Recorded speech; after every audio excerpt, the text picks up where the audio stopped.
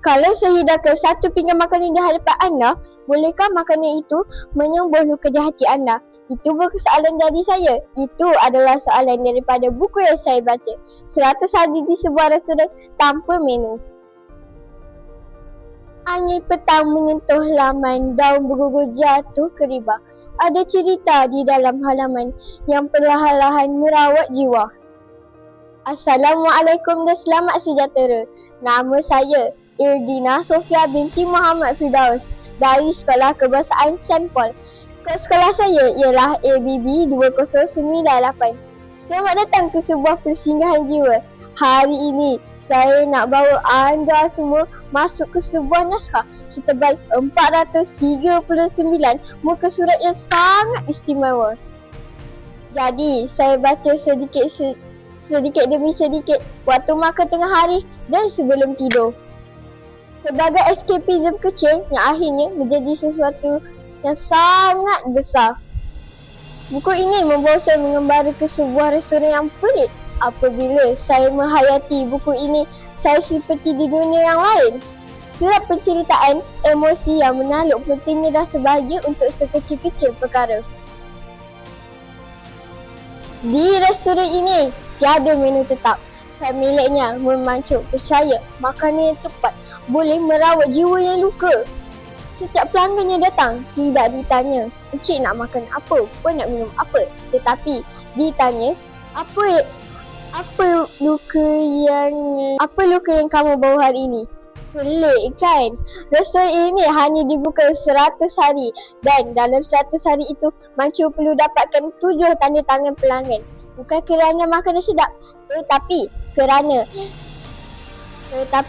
kerana dia berjaya mengubah tabiat pemakanan yang berkait dengan luka emosi mereka. Macu adalah anak kepada pemilik restoran yang terkenal di Mampurbo South. Buku ini unik membawa saya memikirkan sesuatu yang di luar kotak manusia. Mengendalikan perniagaan yang lain daripada lain. Restoran keluarga mereka, restoran Jonggoli yang sangat eksklusif. Pelanggan perlu isi borang pelik sebelum datang. Contoh soalannya, makanan zaman kecil yang mengembirakan, kenangan yang ingin dilupakan, aroma yang menenangkan dan peristiwa yang menghantui kamu. Kerana di sini mereka bukan jual makanan, tetapi mereka menjual ketenangan hati dari jiwa manusia yang bergelojak.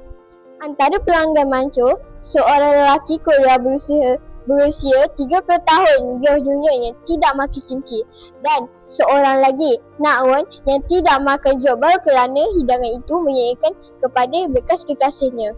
Bayangkan, makanan pun boleh jadi trauma. Dan ada satu dialog ni yang menusuk hati saya.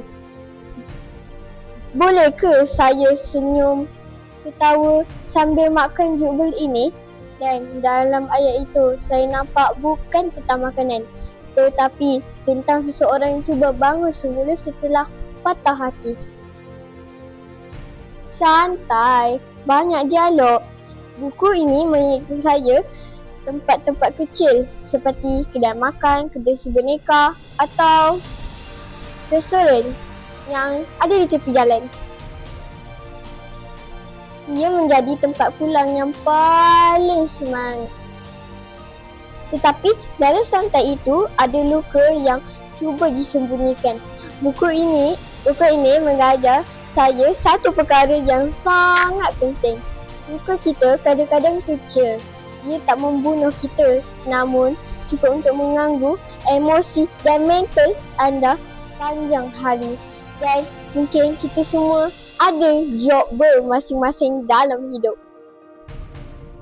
Saya perasan banyak novel terjemahan Korea menjadi tempat biasa sebagai tempat pulang. Seperti Selamat Datang ke Kedai Buku Yohindon dan The Good Dream at Farmer Store. Kedai buku, kedai si boneka, restoran. Tempat kecil tetapi menjadi ruang untuk manusia sembuh perlahan-lahan.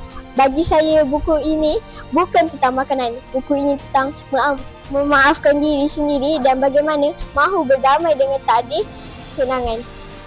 Apa yang saya boleh cakapkan jika anda mengalami satu trauma di hidup yang berat, beri masa untuk pulih. memberikan peluang kedua kepada hati untuk bangun semula menjadi insan yang cekal. Dan mungkin sebab itu buku ini datang pada masa yang sangat tepat di hidup saya. Kalau kamu ada luka kecil yang tak pernah sembuh, mungkin kamu perlukan ubat. Mungkin kamu perlukan satu jalan cerita yang baik, dan buku ini bagi saya adalah cerita itu. Sekian, wabillahi taufiq wal hidayah. Wassalamualaikum warahmatullahi wabarakatuh.